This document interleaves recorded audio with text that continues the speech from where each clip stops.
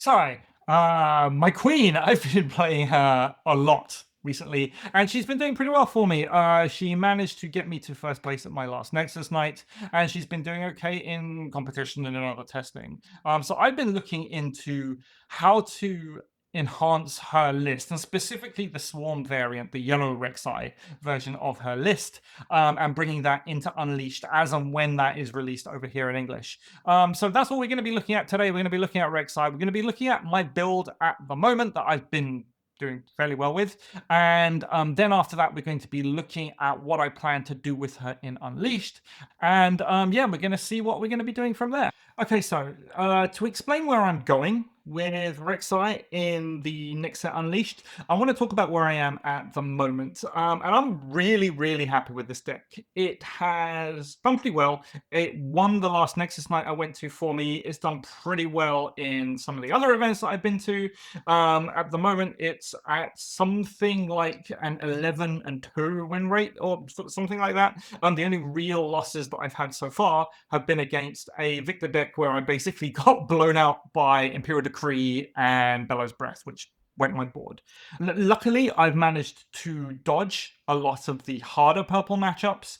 We've played Edriel, we haven't played Draven yet with this, like in actual competition. We have tested it against Draven. Like any other deck, Draven's the best deck in the format. You just have to go with that. But as a Rek'Sai deck, as a Swarm deck, I think it's pretty good. Now, the bulk of the deck is actually based on Vuz's deck from Las Vegas. So that's where we started, but I made some changes to it, and I think it's the better off for it. Now, the main real change that you'll see is that we're going to be running Red Rek'Sai. The reason for that, we run Red Rek'Sai, and we are going to be running an 8 and 4 package of runes. Now, the reason for this is that when your opponent sees Red Rek'Sai, they're not expecting Swarm. They're expecting Falling Star, they're expecting Piercing Light, they're basically expecting a Phoenix Rek'Sai, and from the outset, before they've seen your deck and what it's doing, they are in the mindset that I'm going to be having to play around all of this removal. And that really works in your advantage, at least for game one, where if you can capitalize on that, it really works out for you. So we are running 8 and 4, as I've already said. We've got the one Red Rek'Sai that we're going to be playing. The main reason that incidentally, that I want to be playing Red Rek'Sai in a Swarm deck is whilst Yellow Rek'Sai does have a higher ceiling, because we are running the red runes, we have a much faster setup. So one of my problems is that, yeah, the Yellow Swarm deck is really, really fast. But when you have Red Rek'Sai on the board, you can go in directly if you need to from turn 2, pay the accelerate, go into another battlefield. So suddenly you've got 2 points, which if we're combining with the Arena's Greatest, you're looking at 3 points coming out of turn 2 as long as you get to develop a board on turn 1, which is it's a big chunk of the way to the 8 points that you need to play the game. So that's why I wanted to swap out for Rek'Sai. Looking at the units themselves, we're going to be running triple Honest Broker, we're going to be running double Ramhound, 3 Glory Seeker, 3 Manufactor, 3 Vanguard Captain. So all of this is basically very similar to Vuz's deck. Vuz was not running the Broker. The reason why I'm running the Broker is because I do have that red rune requirement. Opening play of Broker going into a thing, it dying, getting your gold token, that really does come into effect here. It's pretty power hungry. For a Swarm style deck, it's power hungry enough. So I think having that little bit of extra gold generation is pretty good. We're running the one Xin. Xin barely ever comes up, and I'm going to tell you why. We're running Sundisk in this deck, which means that Xin's ability to come in ready is not as prevalent as it would be if you were just running mono yellow. Then, of course, we're running 3 Noxious Hopeful, 3 Battering Ram. Noxious Hopeful is fantastic. If you play Void Rush and you see Noxious Hopeful, it's free, because this reduces its cost by 2, that reduces its cost by 2, because there's already a card been played. So it's basically a pay 1 energy, pull out a Noxious Hopeful. So that's really good. Battering Ram we're also playing. Now, one of the main things about this deck that is very important is that we're not running Draven. So we're not going to be able to blow all of our cards in our hand and then make a free battering ram. It's very common that you're paying say 2 or 3 mana in this kind of deck with Battering Ram, and that's absolutely fine. If you can get it, as long as you get a discount on Battering Ram, that's absolutely fine. That's really good. Again, if you see a Battering Ram off the back of Void Rush, you play one card, it reduces cost by 2 already. So you see Void Rush, you play a Battering Ram for 2, which is, again, very good value, considering we're looking for big meat sticks on the board. And lastly, we're going to play our triple Untitled. Untitled is, I hate drawing into it. Absolutely hate it. But it's a necessary evil in this deck. It works really well with this kind of swarmy gameplay because of its ability. You just hard cast it, you get the +2 and everything. That's really how you're going to be beating over some of those bigger boards. You're mainly using it for the on reveal add 2, and we're playing Rek'Sai. Of course, we all know what Rek'Sai does. We conquer a battlefield, we tap Rek'Sai, we reveal 2 cards. If one of them is an Untitled, it gets an extra 2 energy. If we reveal it off the back of Void Rush will reduce its cost by 2 to bring it down to 4. Untitled pays another 2 to bring it down to 2. So it's basically 2 and a yellow to get +2 for all your guys' turn. And it's a big, beefy 5-man body. 5-night body. So that's what we're doing. The main differences between this and the original deck, as I've said, are essentially the 3 copies of Broker in terms of your basic guys, what you're going to be doing. Onto the actual gear, we're running our 3 Seal of Unity. There's a lot of stuff that uses yellow, so that's why we're doing it. And we are running 2 Sundisk. Sundisk is one of the better colors that you can play in red in this format, which is why I think it's really, really good, especially if you're running this kind of deck with a lot of little guys and you are going to be running multiple guys per turn. You can always just play your Sundisk.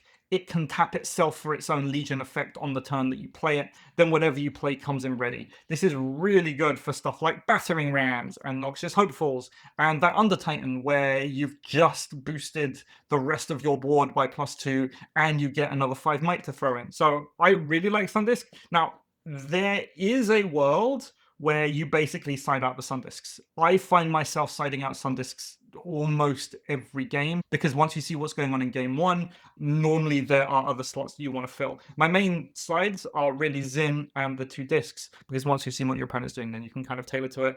The deck doesn't suffer super all that much from it, but yeah, having some discs in, really good. Then finally, for spells, we have 3 Units Void Rush. As far as I'm concerned, this is the best card in the game. It's basically a draw 2 by sending 1 rune back. We're running the seals. We're running gold generation. It's almost as free as you can get. It's up there with any of the most busted purple draw cards that you can find. I think it's better than the stack deck. It's not quite as good as the other one, but I still think it's really, really good. If this were in any other deck, it would be a instant 3 of all the time. We're running the 2 Rally the Troops. Rally the Troops has actually come up. So in the last game of the last Nexus night that I went to, I was in the situation where I was playing against Volibear Dragons, which did really well actually to get to the finals. I'm playing against Volibear Dragons, and I totally forgot the Sky Splitter was a thing. So Sky Splitter, he ran one of the Accelerate Dragons. He played the Accelerate Dragon, accelerated it, played Sky Splitter, wiped out my entire board, and the only thing that was left in the battlefield that he was going to attack to stop me from winning the game was a Battering Ram that was buffed via Rally Troops, and that won me the game. So this is just a little bit of extra draw. Sometimes that extra buff works out for you. Sometimes it does nothing, but at the very least, unlike most other draw cards that you have access to, this doesn't have any requirements on the field to be able to draw it, right? So it's not like a discipline that requires units on the field. It's not like a Hidden Blade, for example, which requires you to kill a unit. You can just pay your 2, draw 1, and then you might get some additional boost off it. Now, we are running, of course, a whole package of Vanguard Captains and Faithful Manufacturers, which are able to produce recruit tokens. So the ideal world is that you play a Void Rush, see a Rally the Troops, play a Rally the Troops for free, draw an additional card, so now you've drawn 3 cards off the back of your Rally the Troops. Then you play the Vanguard Captain comes in buffed, it's now at 4, makes 2 additional recruits, which are also buffed. That's the ideal world.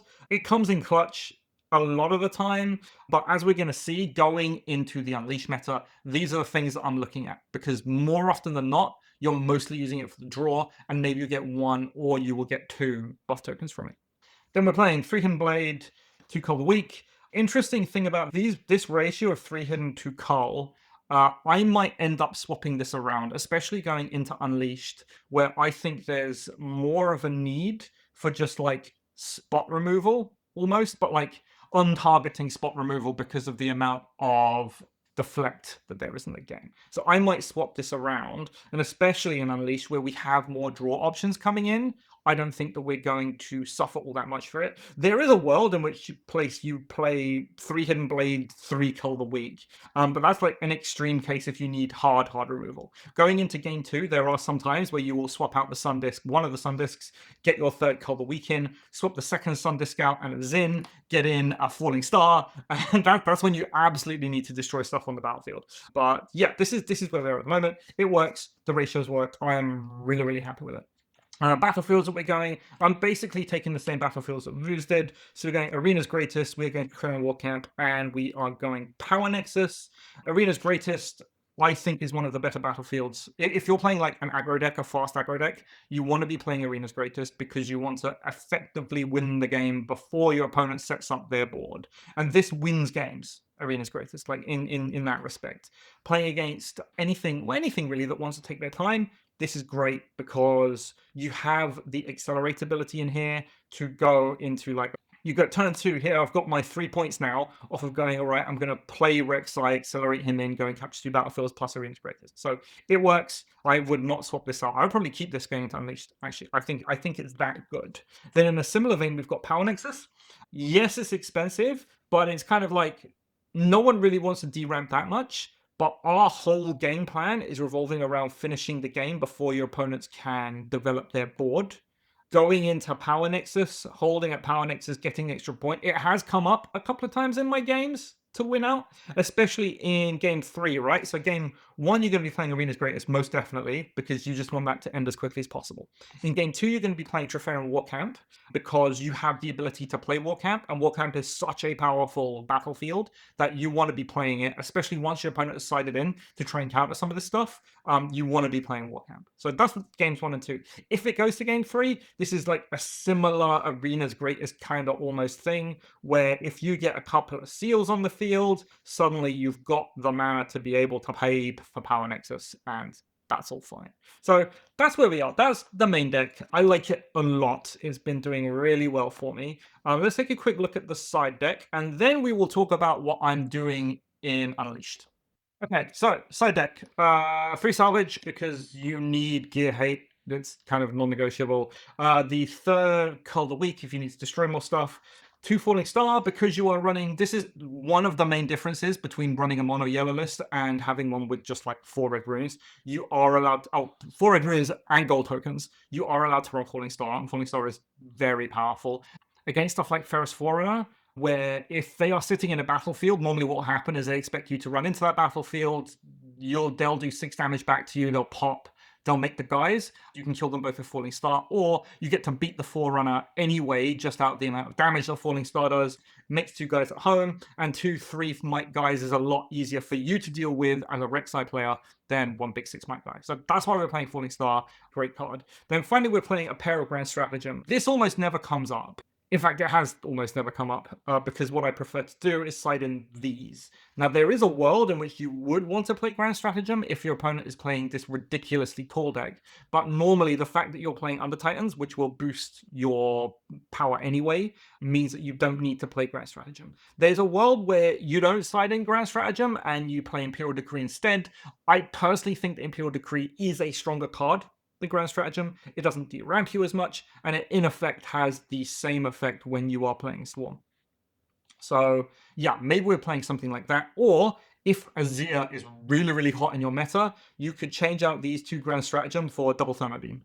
And so you're running 2 Thermo Beam, 3 Salvage is all of the destruction that you will ever need. Okay, so with all that in mind, what are we doing for Unleashed? This is where I am at the moment, and this is what I am testing. You can see that it's very similar to the previous list. We're still running our Under Titans, we are still running our Battering Rams, still our Noxious Hopefuls, and our Vanguard captains and the seals and all this kind of thing. But there are some very small changes. Now, one of the main things that I did is I swapped out the Ramhounds and I swapped them out for Carrion Dredger.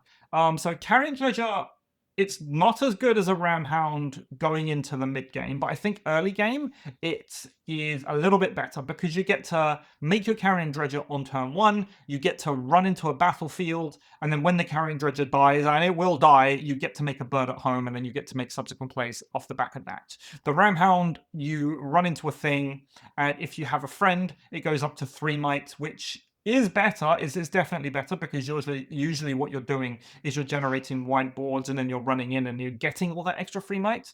But I think for early game and for like a turn 1 play, this is a lot better. It's kind of the same problem that I had with Trofarian Glory Seeker. We've gone down to 2 Glory Seekers and we have swapped out the 2 Ram Hounds to get these 3 guys in.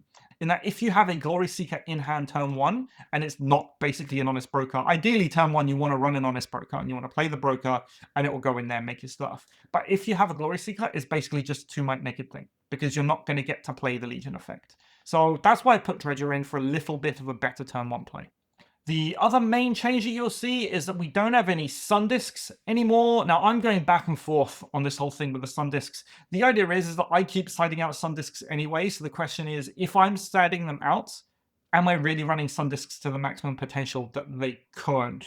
And the answer is yes and no. But what I'm trying instead of these 2 sun discs, you'll see the sun disc is gone and the Zinzao is gone. I'm putting in Pike. Now, a lot of people don't like the new Pike. It's true that after you play it, it's basically a 2 might with ganking, but I think what Pike allows you to do is gives you much stronger turn 2 plays or a turn 1 capture if you go second. Because if you go second, you have your runes, you can play your Pike for 3, you can ready him for 3, because he is much cheaper than your normal accelerate. It's not like proper accelerate. In effect, what he is, he's a 2 cost with a 1 red rune accelerate with assault 2. And when you think about him like that, I think he's a lot better. So what this effectively allows you to do is on your turn 1, if you go second, play Pike, ready Pike, go get your point, still running Arena's Greatest, and you're going in with effectively 2 points out the bat whilst your opponent hasn't scored anything yet. So that's why we're playing Pike for now. There's a possibility that I might change it out for something else. It is very much like Xin. It's not as tanky as Xin. That ganking of it has actually come up in testing a couple of times, where especially on my turn 2, if I've gone second, Pike will get to gank across a battlefield. It does also have hidden, so it's this weird hand trap kind of thing where you can hide at a battlefield, get an extra +4 if you send the red back. So I like its versatility. It's been doing okay so far. But yeah, Pike is possible. It's something that I'm testing. The next major thing that we're looking at, right, the main thing that Yellow got was a whole bunch of extra draw. And they got 2 cards. They got Sacrifice and they got Shadow's Call. I'm running a single copy of Sacrifice in this deck, but we're gonna talk about what the options are. Sacrifice, you kill a guy. If it was mighty, so it had 5 or more might, you get to draw 2 cards and play a rune exhausted. If you wanted to play Shadow's Call will give one of your dice temporary, meaning that it's going to die at the beginning of next turn, and it's just draw 2 cards for 2. They're both very good options, and so what I'm thinking about, I've already said about Rally the Troops, how most of the time you're really only buffing one thing. It's probably Rally the Troops I'm going to cut. I might still keep 1 copy of Rally the Troops in there, because that combo with the Vanguard Captains and with the Faithful Manufacturer is still very, very strong in terms of getting a lot of extra might out there.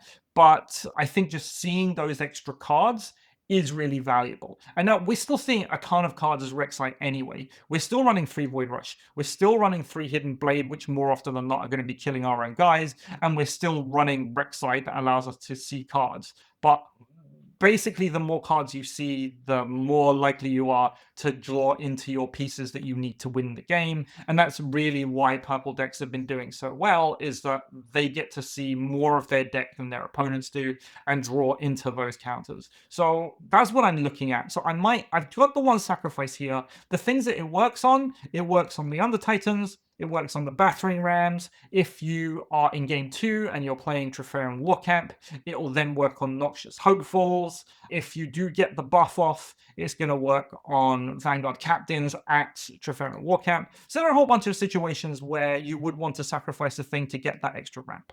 I think the other card is probably better, but again, this is what I'm testing at the moment. It may well be that I go rally the troops to 1 and then use the sacrifice on my second rally the troops just to get that extra Shadow's Call in there. But that's what we're testing at the moment. The final thing that I am looking at, and this is just a one-off, so it's very much a tech piece that is not necessarily going to get into the final deck. I may actually swap this out to get that extra draw in there that I need. I'm looking at Towering Pyrophant. Now, just one copy. The reason why I'm looking at this, if the unit died this turn, I enter ready. A lot of your stuff dies. So it's effectively a free accelerated unit for you. And if you play this in the right order, you get to go into a thing dies, you flip Rek'Sai, see your Pyrophant, it'll enter ready, it still has Assault 1, so you're looking at 7 additional Night to go into a battlefield with Accelerate, effectively, which is pretty good. I like that idea. Alternatively, if a thing died, you play Void Rush, Pyrophant, you play this thing for 4, and then it's a 4-cost Assault 1 7 might thing when it runs in. Again, it's something that I'm playing around with. It's not necessarily something that's going to make it into the final deck, but this is where I am at the moment. Now, I said already that I think that we might take a look at the ratios of Cull the Weak and Hidden Blade. Probably the Pyrophant, if I got rid of that, it would turn into that extra Cull the Weak, or alternatively, it would, along with the Sacrifice, turn into Void Call, and then I'd have a lot of extra draw in the deck. Let's take a look at the side deck that I'm playing about with very quickly. It's very much the same side deck as I talked about before. We're running the last Cull of the Week. We are running your 3 salvage because you still need it. Aurora is still a thing, so you need to be able to take it down. We are running Falling Star, and in this case, we've got the Thermo Beam going on. Again, just to see more destruction, because if you are running against Aurora, I do not want to be in the situation. I'm just relying on one of my 3 copies of salvage, and you need to be able to take it down. So that's where we are at the moment. I like it. I like this deck. It's definitely doing things for me. Yes, Vex is always a problem, but we don't run so much Accelerate where we need to worry about them. These cards, on the terms that they are played, normally what we're doing is we are capturing with very little guys and then building a massive board at home and then running that board into things once it's all developed to be able to knock down and then holding from there. So Vex isn't so much of a problem. I've been playing against Pike, and Pike, okay, Handwrit Pike is real and it is a thing. So I need to somehow come to some other solution for Pike. That's something I'm still working on. Taking a quick look at the other cards that we could be playing, I think Inferna, there might be a place for in our decks, simply because it's another very cheap hidden trick that gets Assault 2. But personally, I'd rather just play the Ramhound again over this. But yeah, it's definitely something that we could play if we needed to. We are playing Swarm at the end of the day. I like the idea of Mischievous Marai being able to do 2 damage to an enemy unit on battlefield. This is decent for your turn 2 play, or even your turn 2 play when you push your first turn unit into a battlefield to stop your opponent from just being able to walk over that battlefield. That's what it's useful for. So that might be a thing. You've got like the Rengar Unseen, which is a fantastic card. I think it might be just too expensive for you because you're not really looking to build like big units, but Rengar does have the Accelerate, it does have Assault 2, so it's a 6 when it runs in. So you could run something like a Rengar, you could run something like a Darius. Darius is always a possibility, the red Darius. You could run Red Draven if you wanted to. It's cheap enough that you can play it and it can run in and it can generate extra value for you. One of the options that I've been thinking about also, believe it or not, is Ferrous Forerunner in a Swarm list. So you run like 3 Under Titan, 2 Ferrous, maybe two Brynhir, unless Brynhir gets banned, maybe that's going to be a thing, to give you much more of a late game. I think definitely Ferris Forerunner is a contender for this kind of deck, which you do get to play it, because unlike the mono yellow deck, you do get to run red energy, and that's probably a really good argument for the sacrifice, because what you'll get to do is run into a battlefield with Ferris Forerunner. If your opponent is, say, saying purple and they want to rebuke you, you can chain the sacrifice because it's a reaction, kill the Forerunner, generate 2 cards, and everyone exhausted, and your guys at home. So that's like a really good application for sacrifice, which may work its way into this deck. But that's it, really. That's what I'm testing at the moment. I think there's still a long way to go. Like, Unleashed isn't even released yet. We basically saw all of the cards last Friday. I do think that Swarm still has legs in this format, even if for the only reason that it's a very, very fast deck. And because it's a fast deck, it'll be able to beat out most of the boards before they're even established.